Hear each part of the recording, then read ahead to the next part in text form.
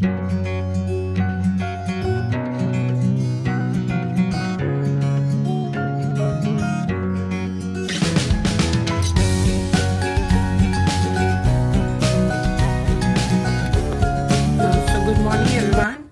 parents were discussing, and there were some queries that I was getting, that the parents are facing difficulty in making the kids write in Hindi notebooks. So I am getting so many queries regarding this. So today I am going to tell you about that. So let's begin our video. I'll be showing it to you manually also and digitally also. So have a look. So as we discussed, we are going to understand how to write in Hindi notebook.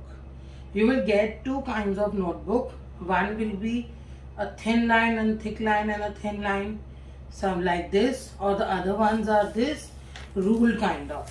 These are the ruled pages. But today we are going to discuss how to write in these notebooks. So let's try to understand how to write in these notebooks. I'll make it very easy for you all to understand. बहुत ही simple तरीका है. आपको इसमें दो तरह की लाइनें दिखेंगी. एक पतली लाइन दिखेगी और एक मोटी लाइन दिखेगी, like this. बट हमें ना पतली में लिखना है और ना ही वहाँ पे कुछ उसके बाहर या आने देना है. हमें लिखना है मोटी लाइन में.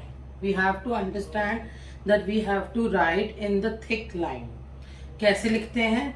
अब जैसे मैंने शब्द लिखा क, अब जो क है मेरा वो इस मोटी लाइन में कंप्लीट हो गया. मैंने लिखा म, अब जो म है वो मेरा इस मोटी लाइन में कंप्लीट हो गया. सिमिलरली ल. सो यू कैन सी क म ल, मेरा क भी मोटी लाइन में आया, म भी पूरा कंप्लीट हो गया, ल भी पूरा कंप्लीट हो गया. अब आप सोचोगे पतली लाइन किस लिए होती है? आगे जाके फ्यूचर में जब हमें मात्राओं का यूज करना होगा, जैसे कि मैंने म पे एक ही मात्रा लगाई, तो ये जो एक ही मात्रा है ये पतली लाइन में लगेगी. मैंने क पे बड़ी की मात्रा लगाई, तो मैंने किसका यूज किया? उस पतली लाइन का यूज किया मात्रा डालने के लिए. अब ऐसे ही नीचे का यूज क्या है? मैंने ल पे ऊ की मात्रा लगानी है, तो मेरा ऊ जो है वो इस पतली लाइन के अंदर आएगा, ऊ की मात्रा. बट अगर मैं सिर्फ और सिर्फ शब्द लिख रही हूँ, व्यंजन लिख रही हूँ, तो मेरा व्यंजन इस मोटी लाइन में ही कंप्लीट होना चाहिए. इससे ना बाहर यहाँ पे आना चाहिए, बाहर ना यहाँ पे आना चाहिए. सिमिलरली आई विल राइट, अगर मैं यहाँ लिखती हूँ ग, तो मेरा जो ग है वो इस मोटी लाइन में कंप्लीट हो गया. सिमिलरली अगर मैं लिखती हूँ फ, तो मेरा फ जो है वो इस मोटी लाइन में कंप्लीट हो गया. आई होप अब आपको इजीली समझ आ रहा होगा. मैं अब सेंटेंस लिख के दिखा देती हूँ, एक पूरा वर्ड लिख के दिखा देती हूँ. जैसे मैंने लिखा खरगोश, तो ख इसमें आ गया मेरा, ग इसमें आ गया, र आ गया. अब जो ओ की मात्रा है वो मेरी इसमें जाएगी. जब आप फ्यूचर में मात्रा करोगे उसके लिए भी मैं आप सबको बता रही हूँ.